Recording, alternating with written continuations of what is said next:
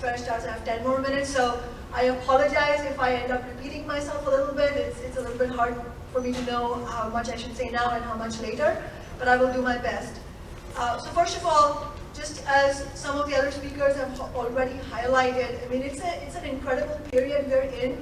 We have Donald Trump in the White House, but it's also been quite remarkable to see the political terrain change from when he was elected in November to now when we are in mid-April.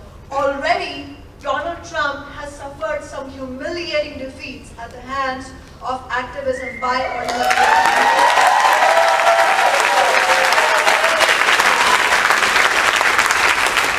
First, in January, at the end of January, we saw his really abominable attempted Muslim travel ban suffer a stinging defeat, which involved really incredible litigation efforts, obviously. But I think the bottom line of the edge of that movement that put Trump's back against the wall was ordinary working people peacefully shutting down airports all the way from JFK to SeaTac.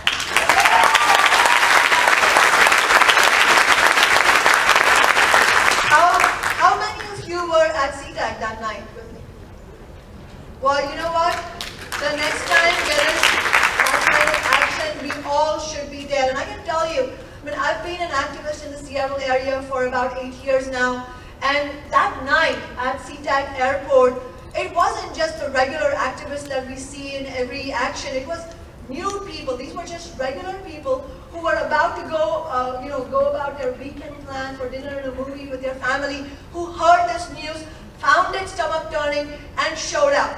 That's the kind of activism and movement building that we will need, where just regular people find it unacceptable and want to fight back. And that's what we are going to do. And then, going to the question of healthcare, the biggest defeat for Trump so far is the utter defeat of Trump care.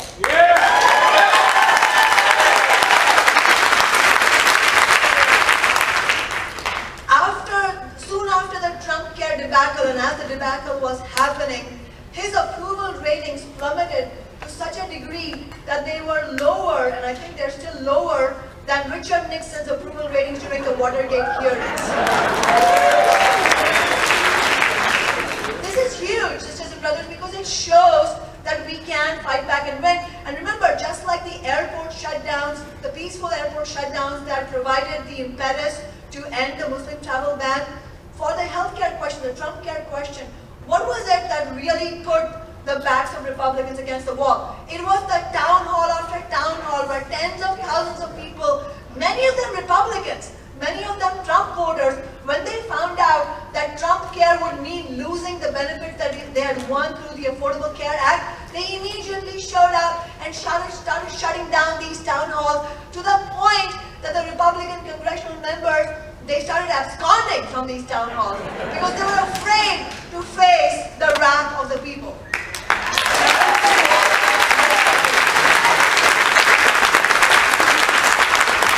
And last week, I don't know, sisters and brothers, if you noticed this, but something really important happened in Kansas.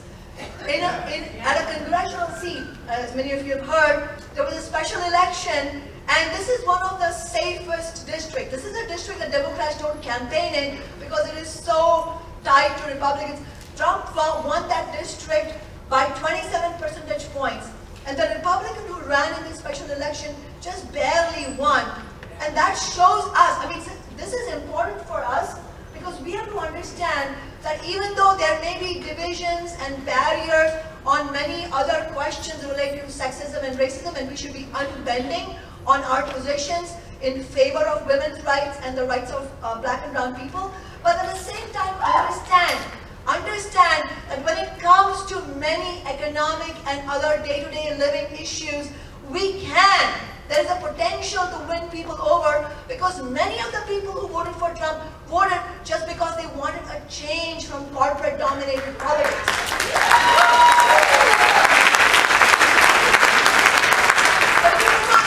We cannot make the mistake, obviously, of underestimating Trump's agenda. Now he's saber-rattling. Now there's the question question of, the mother of all bombs that was thrown on Afghanistan, the attacks on Syria. We have to be outspoken in our anti-war efforts, absolutely. But we also have to figure out a strategy to win single-payer healthcare, and I've been told my time's up, so maybe in a few minutes.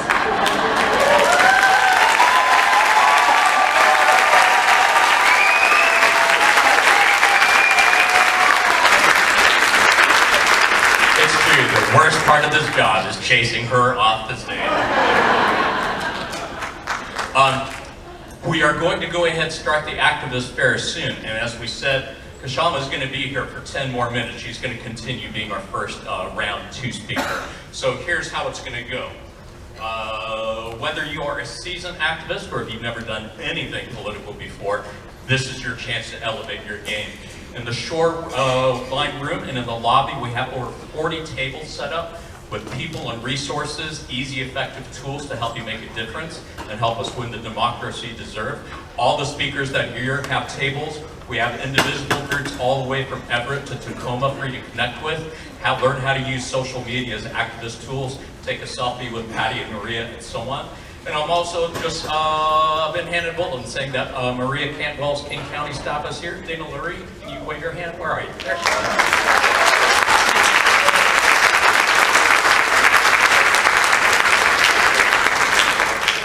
I invite all of our elected officials here tonight to meet outside in the lobby, and anyone who wants to meet and greet, ask questions, you're welcome to do that. Otherwise, we are going to go ahead and give you a few minutes. If you want to stick around for Kashama's second part on single payer, you can do that. Otherwise, feel free, if you have a table set up, start making your way over there. We'll continue in a couple minutes. Hey, Jonathan!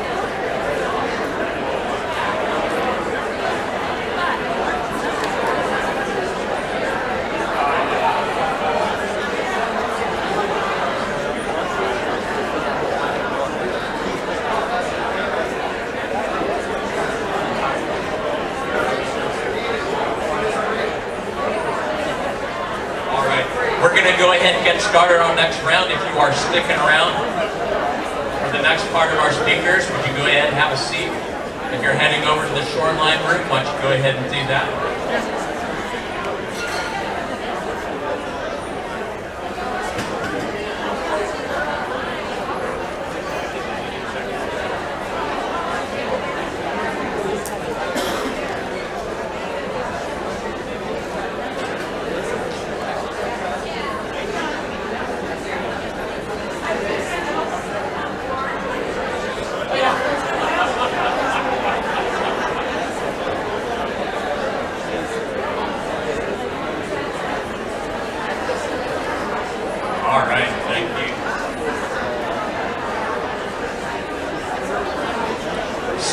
folks who are here, here's how we're going to do this. If you look on the back of your program, you should see a schedule where we have 4 speakers speaking for about 10 minutes each. Then we're going to have a little 5-minute break for people to shuffle and move, and then we're going to have the next speaker. If I can have the folks standing by the door, why don't you go ahead, either find a seat or go ahead and make your way out.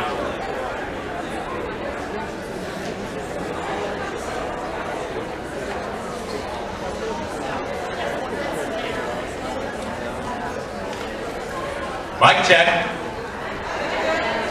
Okay. I raise my hand and say mic check. You raise your hand and say mic check, and then I need it quiet. Mic check. Mic check. Thank you. Much better. It works with high school students too. I'm a high school teacher in my other life. So yes, I apologize if things seem a little bit disorganized, a little bit behind schedule. But that's kind of the way it runs with citizen-run town meetings. So I'm going to invite Shama to come back up. We have 3 more speakers after that. And like I said, each speaker, you've only got 10 minutes to speak. And Carl is going to be our timekeeper. So he's going to show you a sign letting you know when you have 5 minutes left. He's going to show you another sign letting you know when you have 2 minutes left. And then when your time's up, he's going to have the time's up sign. It's kind of up to you if you want to take questions and answers. Unfortunately, the space isn't really set up all that great, especially if you're sitting in the middle. I have no idea how you're going to ask a question if you're sitting in the middle. But we do actually have a second mic on a stand over there. So if you really, really want to ask a question, you can either make your way over there, take the place by the mic, or just raise your hand and probably one of us can call on you. We can repeat your question if need be. But I'll leave it up to each speaker whether they want to take questions or talk for 10 minutes, and then again you can do questions and answers outside. Does that make sense? Does that sound good? Thank you. Shama, I'm so sorry for mispronouncing your name. I am a moron. Give her a hand.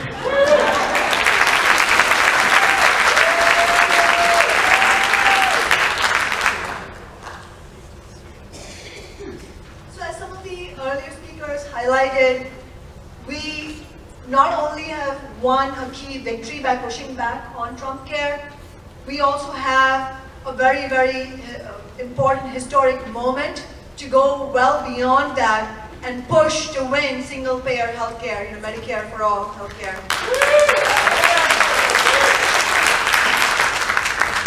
Because a lot has happened since then. I mean, on the one hand, as I was saying earlier, Trump and the Republicans face a major crisis within their party. The divisions within their party have been highlighted thanks to their struggle to replace the Affordable Care Act with something much, much worse that people rejected. But it's not just that. Right now we have a whole new generation of millennials waiting to come into struggle, not just around healthcare, but around many other issues that are burning issues for us in terms of how we define our society. So it's a question of Black Lives Matter, police fighting back against police violence. It's the question of women's rights, women's reproductive rights and rights on their bodies, the fight against sexual violence, the fight for LGBTQ rights, especially to stand up for our trans community members. And it's also for single-payer healthcare. The fight against Trump Care not only brought out the people who have been fighting for single-payer healthcare for decades, but it also brought out many younger physicians. It brought out the nurses' unions, and it brought out the socialist left and many other people on the left. But most importantly, it brought out regular working people who previously weren't politicized, but now in this era, for one reason or another, it's a confluence of reasons that are getting politicized. And I think if we are here, I mean, the fact that you're here, the fact that I'm here clearly shows that we are invested in some sort of social change. And if we are invested in social change, then we have to also make note of the fact that it's not good enough to have good intentions and passion for social justice. Obviously, that's the prerequisite. And I would say that if you don't have a passion for social justice, given the way the world it is today, then you're not human. But that is not enough. We need tactics and strategies for our movements to succeed. So first of all, knowing that it will take a mass movement, And I know that a lot of the emphasis of this town hall is on electoral strategies, and I know that I'm here in, at least partly in my capacity as an elected official. So obviously, I think running candidates and running electoral alternatives is critical. But I think that is effective only to the extent that we also build a grassroots mass movement that holds elected officials accountable for many of these.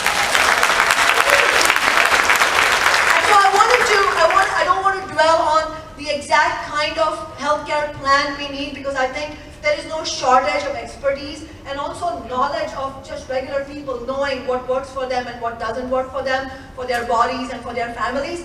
I think we need to focus more on strategy, and that's where I can contribute a little bit. As you all know, and I'm not being shy about admitting this, I'm not a Democrat. I'm not a registered Democrat. I'm a member of Socialist Alternative, my organization. And that doesn't mean that we don't work with rank and file Democrats. I mean, most of the people who vote for us, let's be honest, are Democrats. I don't have the illusion that the 95,000 people who voted for me in 2013 are socialists. But what it shows is that we have a huge number of people on the ground whose values are aligned in such a strong way that we should, in this moment in history, absolutely be capable of building fighting mass movements that not only succeed in defensive struggles like pushing back against the Muslim ban and against Trump care, but go on the offensive and win historic gains that have not been won in the last 5 decades.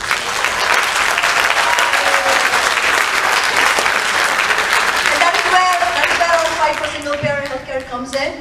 But I do believe that some key things are important for us in terms of strategy for building this movement. One, as other speakers illustrated, and I completely agree with them, we need a solid, united movement. We need to understand that there is a whole lot of agreement on the broken healthcare system, that the ACA, while it did deliver benefits, does not go nearly as far enough. It still leaves the entrenched power of big pharma and big insurance, and that we need single-payer healthcare. There's a huge, broad agreement. That we absolutely have the ability to build a united movement. And I would say this unity can go well beyond, and I was alluding to this earlier, this unity has the potential to go well beyond traditionally who we would consider Democratic voters or liberals or progressives or socialists.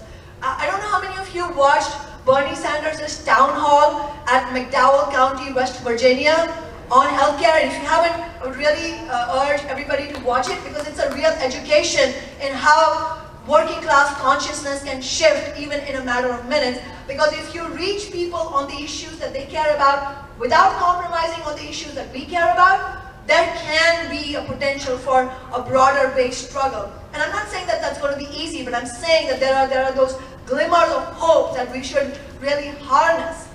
But paramount that we have to recognize, in addition to the importance of building a united movement and not letting our differences split us, is also understanding that our movement for single-payer healthcare can be successful only and only if we have an understanding that we cannot let this movement be subordinated to what is convenient or comfortable to well-meaning but career Democrats who are not willing to fight for single-payer healthcare.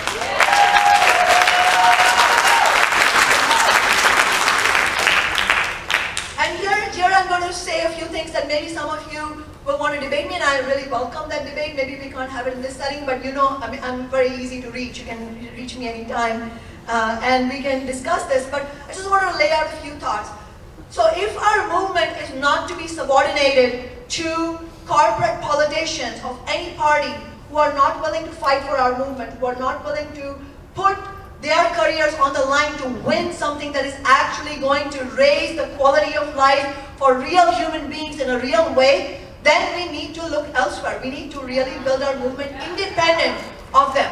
And they're free to join us. They're welcome to join us, but we're not going to adjust what our movement is going to fight for what they're willing to do. I mean, just to give you examples, I have some questions, for the Democratic Party establishment.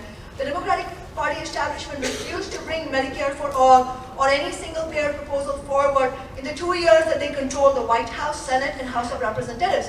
And yes, Republicans were determined and unrelenting in their opposition for everything. But the question that we need to ask the Democratic establishment is, where do you go to for your strength and your power? You should go to ordinary working people who are willing to fight with you and build a movement on the street, and that's how you win victory. That is how we won $18 an hour in Seattle, a movement that has now gone nationwide. That is how we are winning tenant rights, by compromising, but on the basis of what is winnable by the strength of the movement, not what is acceptable to people who have, politicians who have taken corporate money are not willing to shift their priorities. In early January, 13 Democrats in Congress voted against Bernie Sanders' proposal to allow Americans to buy cheaper medications from Canada and other countries, and Senators Murray and Cantwell were among those Democratic senators who voted against it. So the question is, if Democrats support healthcare for all, what is stopping them from taking the correct action at the time that they have opportunities? And what is stopping them from moving forward right now in the states that they control? There is a movement in California that is fighting for single-payer healthcare. Then why is California's Democratic Governor Jerry Brown speaking out against single-payer healthcare rather than championing it? He recently said, where do you get the extra money? That's the question. Why know where you can get the extra money? Tax the rich. Tax Wall Street.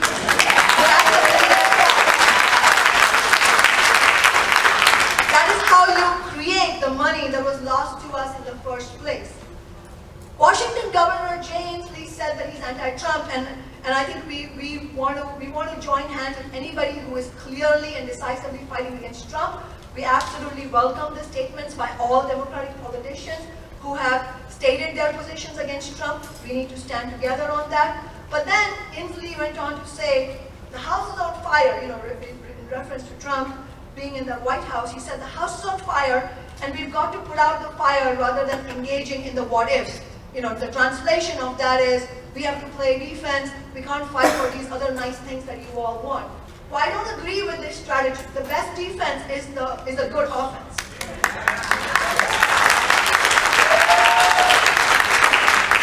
And one last thought I can leave you with. Imagine if California, Oregon, and Washington all won a West Coast single-payer healthcare by taxing big business and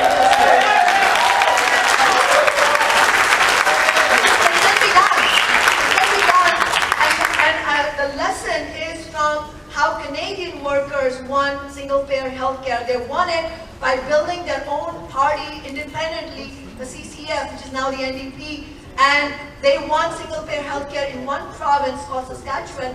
But it was so popular, understandably because it works, that it became so popular that people all around Canada wanted it, and there was so much pressure on the ruling party politicians that they put in federal single-payer healthcare because they were worried and they were afraid that if they didn't, the left parties will come into power. That is the kind of strategy and courage we will need to break from the strategies that haven't worked in the past and go towards something that will work in the future.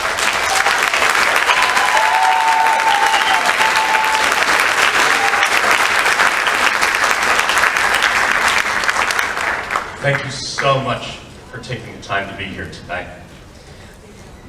I'd invite anyone who wants to follow up with Shama to meet with her outside in the lobby if you wish to ask questions or follow up. Otherwise, I did also want to remind people that Indivisible is a nonpartisan movement. And even though we target Trump and the GOP, it's because they stand for so many of the policies that we oppose. But we are not a branch of the Democratic Party, nor do we have any intent or desire to be a branch of the Democratic Party. We hold all elected representatives accountable. Having said that, I wanted to invite Judith Kolokoff to make her way up here. Judith has been a teacher and an activist for human rights all of her life. She worked for the American Friends Service Committee for 7 years as the regional director of the Pacific Northwest region, with particular emphasis on peace with justice and the Palestinian-Israeli conflict. She's made her mission stopping fascism in the United States government by educating Americans at the grassroots level so we may recognize early the fascist climb to power and understand how to cut short that climb. But give her a warm welcome, please.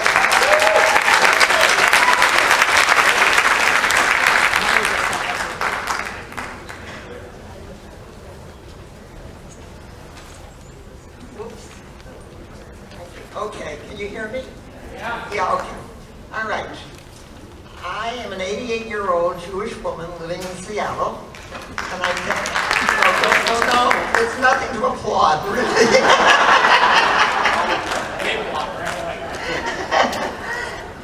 but it has given me a lot of years to live and see what goes on in this crazy world we live in.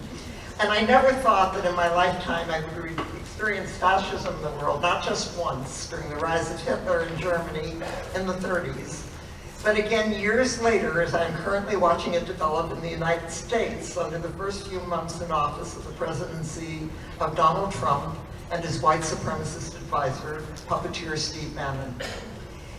Henry Giroux, and I really relied heavily on this remarkable man's analysis, the renowned intellectual and social activist and professor at McMaster's University in Toronto, has recently written, and I quote, "Trump's brand of populism and policies are a tragedy for democracy and a triumph for authoritarianism. His first few months in office offer a terrifying glimpse of an authoritarian project that combines the ruthlessness of neoliberalism with an attack on historical memory, critical agency, education, equality, and truth itself. While the US may not be in the full bloom of the fascism of the 1930s, it is at the tipping point of a virulent American-style authoritarianism. These are truly dangerous times as right-wing extremists continue to move from the margin to the center of political life. What is happening now in the United States extends before and beyond Trump and Bannon. The changes have been insidious, and through complacency, ignorance, or laziness, we have allowed the conditions that have transformed the path to dictatorship into a freeway. I have the very featured 13 early warning signs of fascism. I'm sure you've all seen them. I was going to read them, but in the interest of time and not being cut off before I finish, I might skip that paragraph. But you know what they are, and many examples of them have been experienced in the first 100 days of the Trump-Bannon administration. Surely it can't happen here, can it? Dictators overthrow the government in a military coup, right? We have safeguards. The Constitution is the law of the land. Military forces pledge loyalty to the Constitution, and we have a system of checks and balances to protect our liberties.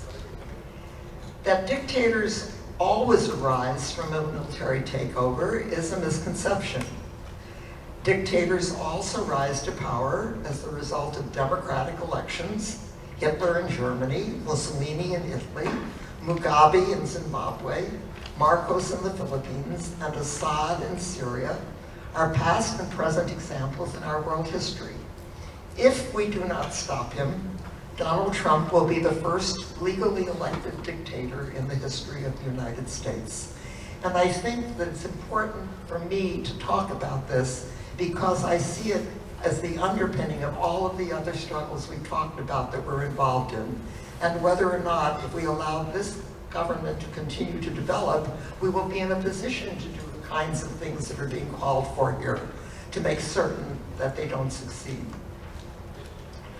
It is important that we recognize and name what is happening here.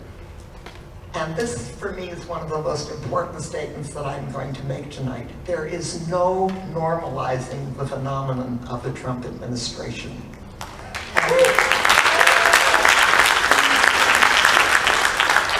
Steve Bannon has called for, and this is a direct quote, deconstructing the administrative state, a major step in the direction of totalitarianism. We have seen attacks against the press, the abolition of environmental safeguards, and the execution of laws and policies through executive orders the immigration ban on Muslims, deportations, and no concern for the poor and people of color in the legislative measures that had been introduced, to name a few, including most recently, and this was a quietly signed executive order, if you just realize we saw this recently, to defund Planned Parenthood and cut off major health services to millions of women and children. We didn't see Trump holding up his wonderful piece of literature with his horrible signature and advertising this executive order. In the first 2 months, the Trump presidency, we saw actions that fit perfectly with his authoritarian ideology. At his inaugural address, he painted an image of the United States marked by carnage, rusted out factories, blighted communities, ignorant students. Underlying this image was the characteristically authoritarian emphasis on exploiting fear, the call for a strong man to address the nation's problems, the deliberate demolition of traditional American institutions of governance, a major proposal to expand the military, and appeals to xenophobia and racism in order to establish terror as a major weapon of governance.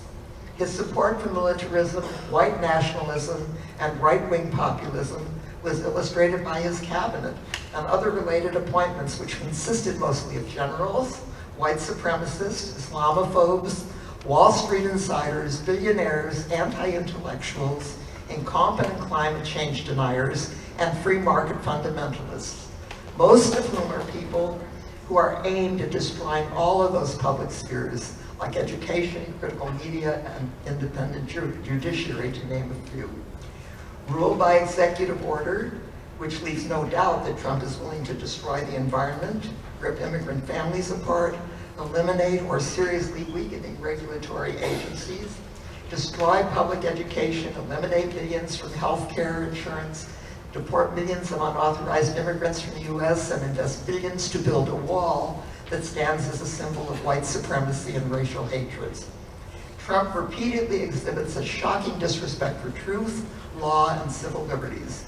He has lied repeatedly. Certainly Obama wiretapping is an example. And when confronted by his misrepresentation of the facts, he attacks his critics as purveyors of fake news. He rarely, if ever, uses the word democracy in his speeches, and in fact, is setting the stage by everything he does for an authoritarian society. He has proven in these first few months that he is a tragedy for justice, democracy, and the planet, and a triumph for an American-style fascism. We are living in a time, and I'm almost finished, so please let me do that. We are living in a time when the totalitarian issues are with us again. To struggle successfully against them, we need to move beyond rage and anger, as we are doing by our presence here tonight, beyond condemnation and demonstrations to build a movement that will be on the side of justice, bridges not walls, dignity not disrespect, and compassion not hate. Our struggles have to be coordinated, focused, and relentless. Single-issue movements will have to join with others to build a mass, collective, grassroots movement. I'd like to quote Frederick Douglass here, because he said something very powerful, and this is almost the end. He was the great abolitionist, if you recall. And this is his quote: "It is not light that is needed, but fire. It is not the gentle shower, but the thunder. We need the storm, the whirlwind, the earthquake. The feeling of the nation must be quickened. The conscience of the nation must be aroused. The propriety of the nation must be startled. The hypocrisy of the nation must be exposed, and the crimes against God and man must be proclaimed and denounced. If there is no struggle, there is no progress. Power concedes nothing without a demand. It never did, and it never will." The late Howard Zinn, 3 sentences, insisted that hope is the willingness to hold out, even in times of pessimism, the possibility of surprise. To that, I would add the collective action, the kind we are beginning to illustrate by our presence here tonight, is no longer an option, it is a necessity, and it is our hope. We shall overcome.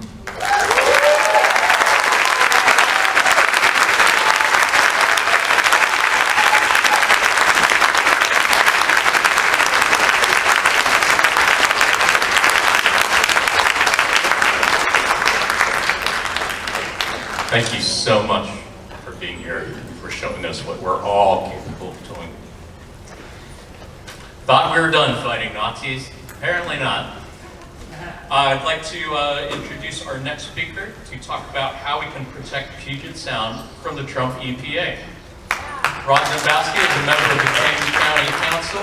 He's working to improve transportation, protect the environment, ensure equal opportunities, and reform county government. Rod has represented District 1 on the County Council since February in 2013, and since that time has not missed a single vote. He serves as the chair of the Transportation, Economy, and Environment Committee. Would you give him a warm welcome, please?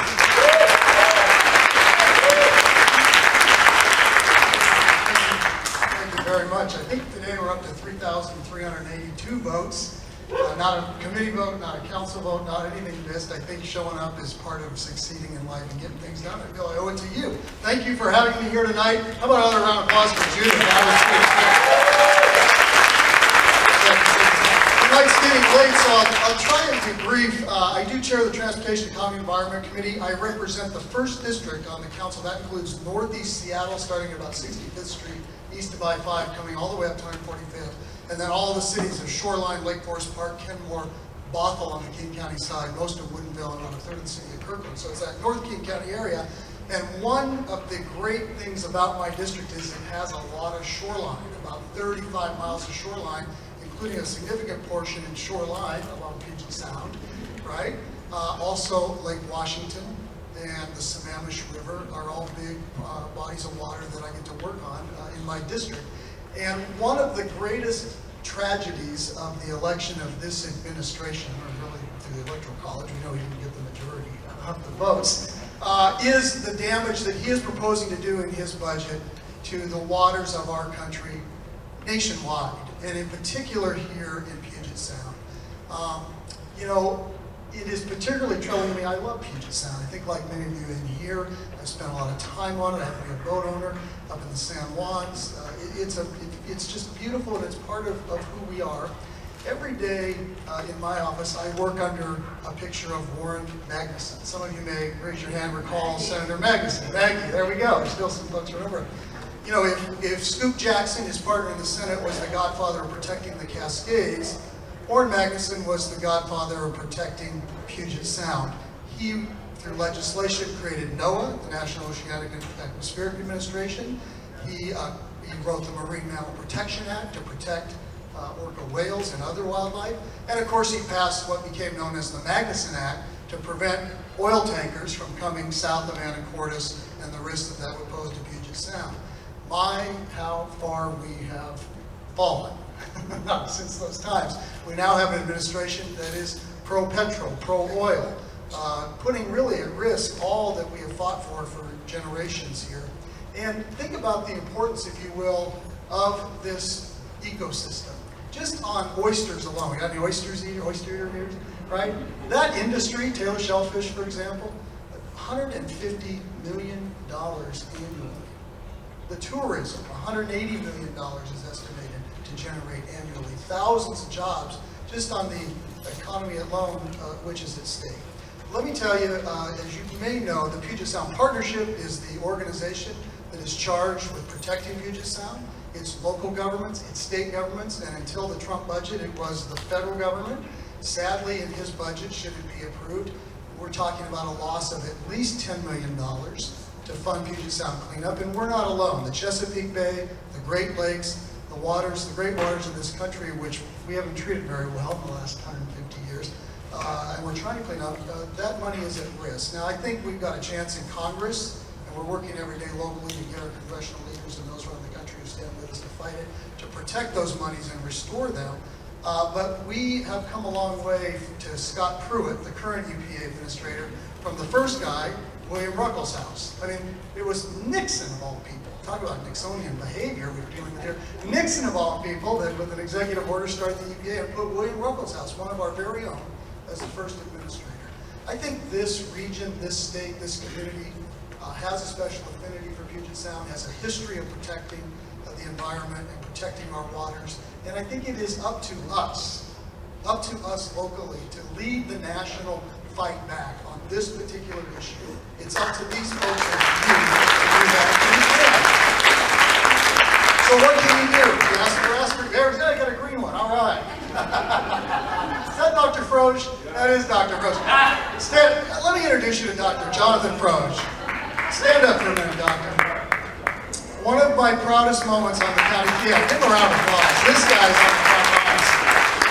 One of my proudest moments on the county council was securing some money on Dr. Froge's proposal to work in the Thornton Creek watershed and other urban watersheds throughout the Puget Sound region, and King County in particular, to fight human fecal coliform bacteria, to find it, to identify it. This man right here identified new methods, new science using our lab at King County to find the point sources of solution in our pollution in our urban creeks so we can eradicate them. He's a leader in the nation. He's sitting right here tonight. Give him a round of applause.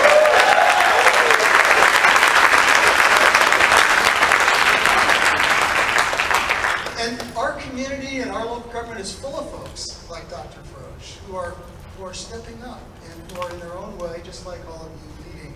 And here's a couple of things that you can do. They're not complicated, they're not difficult, but over here in the next room is a Sierra Club table.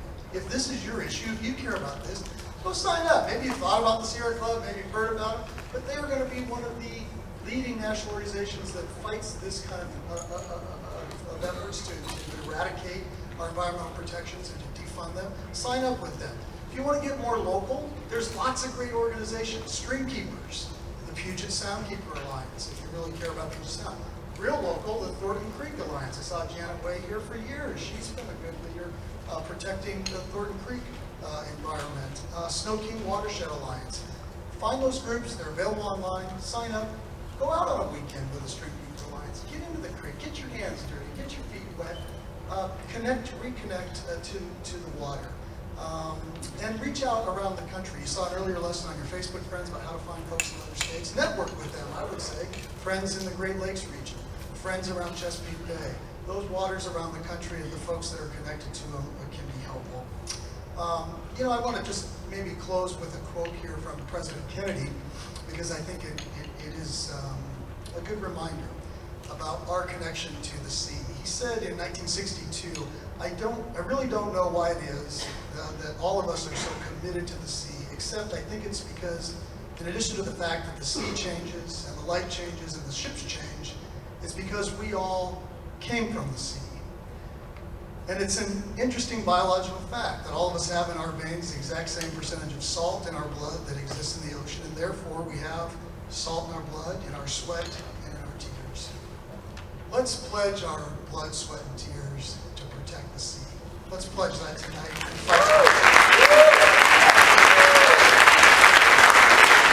And if you will, the last few lines of this quote, I'd like you to say them with me as part of this pledge. We are tied to the ocean. We are tied to the ocean. And when we go back to the sea, whether it is to sail or to watch it, we are going back from whence we came. Fight the fight. Don't give up. We'll win. Thank you.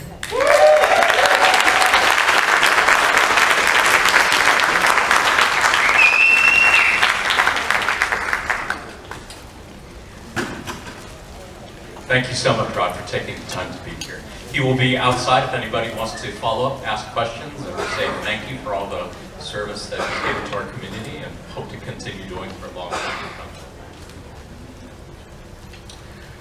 Our next speaker is going to talk about racism, bias, and economic inequality. Her name is Shali Seacrest. She is Vice President of the Seattle NAACP. She is also candidate for Seattle City Council. Would you give her a warm welcome, please?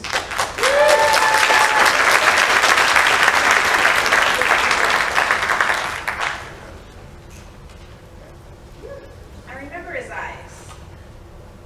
I remember the way that he looked inside of the camera, and he wanted to know why they shot his father. He heard the sheriff explain that the undercover cop was worried because there was a car that was stopped in front of his house. And the son, he looked and he pled, if you wanted to help him out, you should have brought a wrench, not a handgun. I remember her laugh. She was one of those big women whose voice alone could fill up the room. And every single time she told her story about redemption, it was enough to just make your heart open up.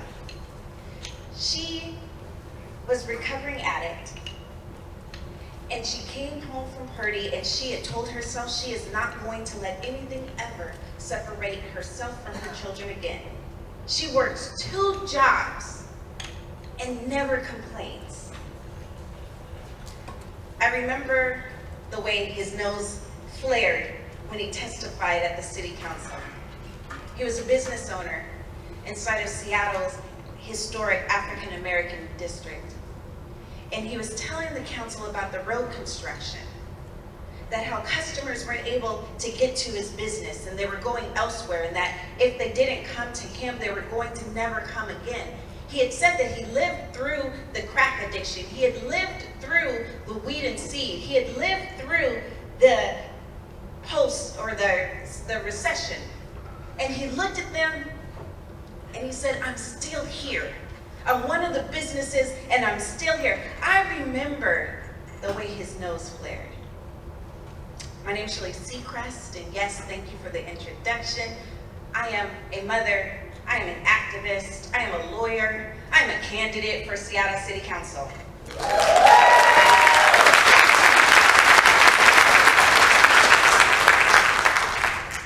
A lot of the work that we do, I'm vice president of the NAACP. A lot of the work that we do is making sure that we turn anger to action. We go from complaining to planning, okay? Here, with the Trump effect, it's been wonderful because throughout greater Seattle, we've all made sure that we were committed to resisting. We made sure that we stay woke. Or in Seattle, we're sleepless in Seattle. Okay? Some of the things that we've been working on is for making sure that women and men who are determined to make a way out of no way, who are making it on the broken pieces, who are working hard, are able to actually do more than just get their basic needs. That's why we raised the minimum wage in Seattle. Yes, yes. We remembered the hard work, and we committed ourselves to making sure that those who work hard should be able to have their basic needs met. That's why I'm happy that in Seattle, I'm one of the organizers, activists, who actually enforce the labor laws to make sure that we do more than just pass minimum wage, ban the box, paid sick leave, but that they're actually enforced inside of communities and the lives who need it most. I'm happy that I am able to work with the business owners like Earl in the Central District, whose nose flared when he testified at council that he's still there. We've got business owners who are grappling with the growth of Seattle. Yes, we want development, but we also want to make sure that our businesses that are longtime residents are able to still stay there and afford to grow with it. Yes.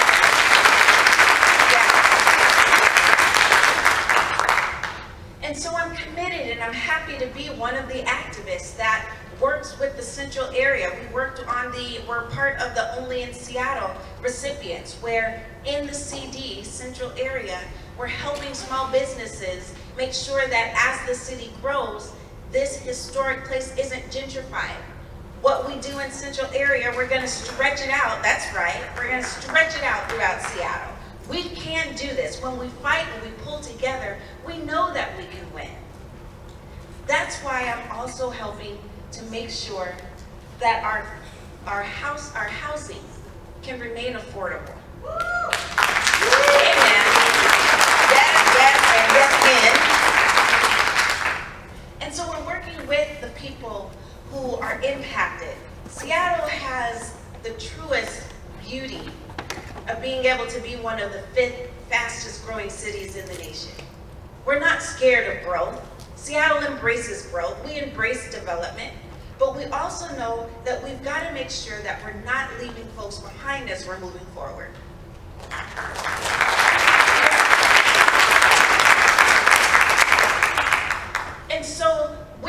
sure that we can keep folks here in Seattle. We are doing the innovative ideas. Part of the solution is making sure that we do things like the ban the box for job applications. Ban the box is the thing where, yes, you're familiar with it. Before an employer can ask you about your criminal history, they have to look and see whether or not you would have qualified for the job. We're finding that that worked really well in Seattle. Let's take it one step forward. Let's bring it to the housing applications as well. If you would be able to pay your rent, and if you can afford it, let's apply that so we can keep a roof over people's heads that deserve it. Yes?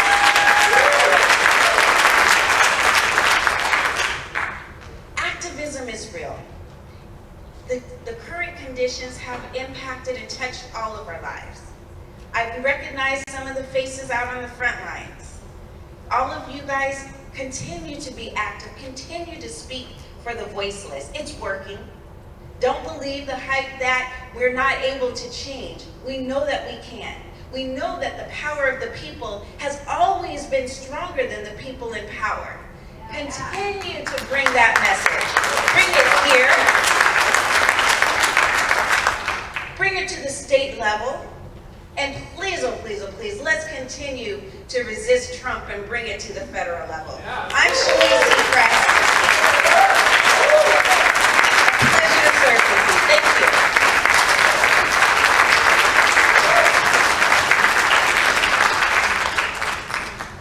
Thank you so much. Shali's going to be outside also if folks want to get contact information or ask questions and follow up.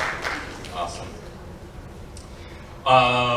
We have one more speaker tonight, and her name is Leslie Brown. Leslie Brown has been an activist her whole life, working with community advocacy programs which support women impacted by violence and sexual assault. She's also been working on international development since 2008 on humanitarian and children's rights issues. She has recently become a community organizer with the Edmonds Neighborhood Action Coalition and is outreach team leader for Save the Children Action Coalition Washington. Here to talk about the fight for human rights, would you welcome Leslie Brown, please?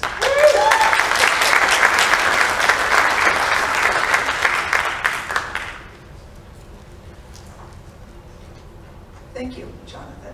I'm losing my voice, so I'm going to go a little slow tonight.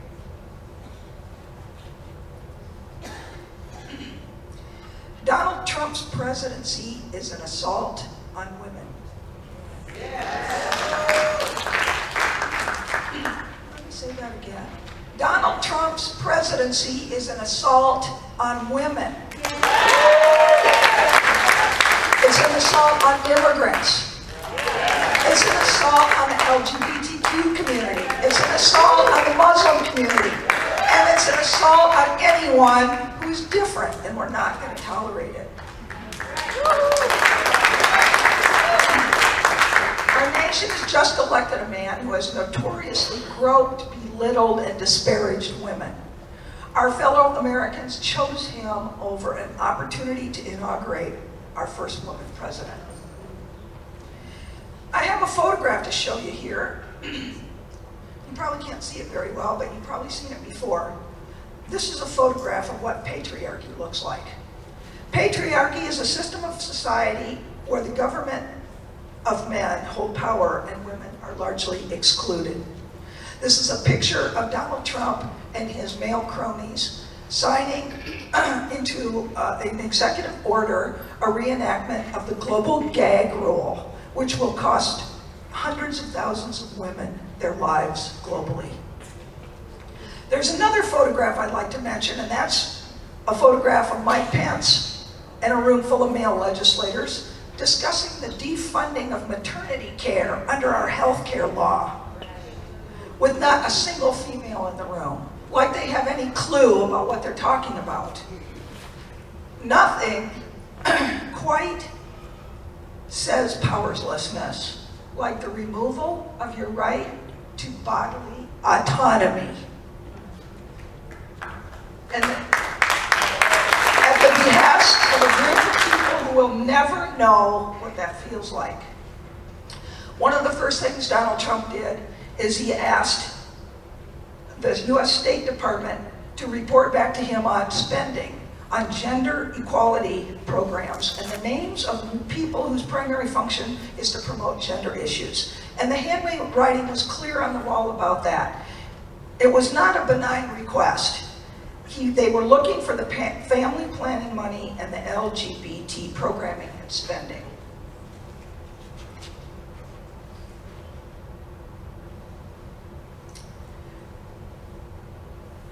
The latest research, and there's quite a lot of it if you're interested in looking into it, states that gender diversity leads to greater innovation, reduced fraud, and improved retention rates across organizations. Each of those things would certainly serve our US economy. In the early 2000s, George W. Bush integrated aspects of gender equality into his foreign policy. However, when you have a leadership cadre with fewer women, not to mention socially conservative men, it's going to be less likely that they will approve legislation or implement policies that support or empower women at home or abroad. And we're leading into a society in which women are discriminated against and less likely to be promoted to positions of power. Trump's budget says it all. He proposes in his, what they call in Washington, D.C., the skinny budget. He's proposing to eliminate $150 million from the WIC program, Women, Infants, and Children, which provides supplemental nutritional benefits for an average of 1.9 million low-income pregnant women and their children. He proposes elimination of block grants that would cut overall funding for discretionary block grants by $8 billion, or 47%. These discretionary block grants currently may serve low-income people and include access to maternal and child health care. He proposes reducing funding for Pell Grants by $3.9 billion. Pell Grants, as you know, provides tuition assistance for low-income individuals, 2/3 of whom are women seeking to better themselves and their families. He wants to provide zero funding for 21st century learning centers, which provide after-school enrichment for 1.6 million children throughout the country. He wants to decrease the Department of Health and Human Services' current funding by 17.9%, which would threaten early education programs like Head Start and Early Head Start that are a vital source for child development for more than 1 million low-income working families. He's calling for a funding cut to health professions and nursing training programs by $403 million. Women make up the largest percentage of nurses across the country. Such a significant reduction could have a serious impact on the training capacity for nurses, the nation's frontline health providers. He also wants to defund the Legal Service Corporation, which is an independent agency that provides legal assistance to poor families in matters like landlord-tenant disputes, domestic violence. And last, he wants to cut $6 billion from the Department of Housing and Urban Development. He wants to eliminate programs like the Community Development Block Grant, which provides housing assistance for low-income individuals, where 75% of households are headed by women. Make no mistake about it, Trump and his administration is completely disastrous for women and girls in this country. And for those of you who maybe don't have children or wonder how this affects you, let me share this. The prospects for little girls in this country growing up with a dearth of female role models in government, fewer opportunities by way of reduced maternity care, less access to reproductive health services, and a growing acceptance of misogyny and sexual harassment in American society. Let me share a little bit more of Mr. Trump's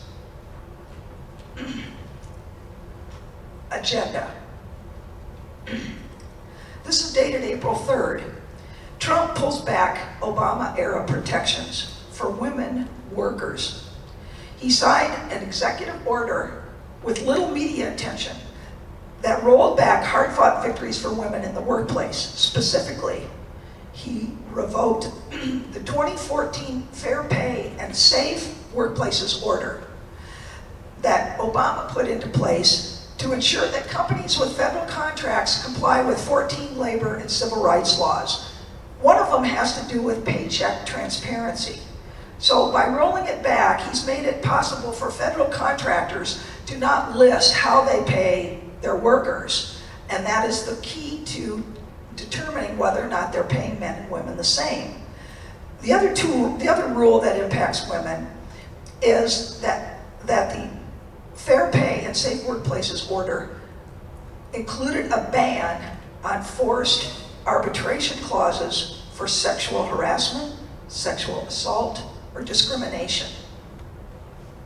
That means if you are sexually harassed in the workplace, if you are sexually assaulted in the workplace, or if you are discriminated against, you are forced to go to arbitration, which means you are rendered voiceless. A good example of the impact of this rollback is our good friend Walmart. Walmart's wage gap works like an inverted pyramid. According to some statistical data in a class action suit against Walmart, women in lower paying hourly jobs make $1,100 less a year than men in the same jobs. And if a woman is in a salaried position, she makes $14,500 less per year than her male counterparts. And I'm a big believer in determining your priorities by how you spend the money. So I would like you to remember this the next time you walk in the door to Walmart.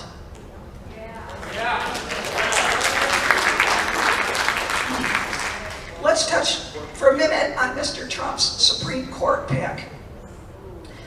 Mr. Gorsuch has a judicial record that reveals an imminent threat to women's rights, as we all know, and the continued fight for equality in several ways. I couldn't help but laugh out loud at his comment at his confirmation hearing that he would have gotten up and walked out of the room if somebody had asked him if he was going to overturn Roe. Apparently he thinks we all just fell off the turnip truck. Judge Gorsuch's judicial record already suggests a disregard for women's right to access health care. He dissented and argued that the court should have allowed Utah to strip federal funding from Planned Parenthood. And then, of course, in a more famous case, the Hobby Lobby versus Sebelius case about religious freedom, he ruled in favor of protecting the religious preferences of employers and allowed a for-profit corporation to refuse to comply with the Affordable Care Act, which mandates the coverage of contraception through health insurance. So remember that the next time you walk through the door of Hobby Lobby. Most recently, and this was just a few days ago, Mr. Trump signed an order that allows the states to cut Planned Parenthood funding. Okay, and this was a provision that Obama put into place. So once again, he is undercutting the progress that we've made. And just in conclusion, if I can find it. One of the biggest concerns I have is that Trump and his administration are demonstrating a lack of interest or any recognition that women's issues are important. And because of this, I fear that the religious right, led by Pence and Bannon, will fill that vacuum and push towards policies that play to their base. As long as you live, you will never see a photograph of 7 women signing legislation that defines and controls what men can do with their reproductive organs. It is unimaginable. But I will say this to you. The anger and the frustration that you feel today is a reflection of the goodness that is in your heart. The fact that you reject sexism and bigotry and intolerance and hate, and you embrace inclusivity, integrity, and empathy. We are not going back. We must be united, and we must fight every step of the way. Thank you.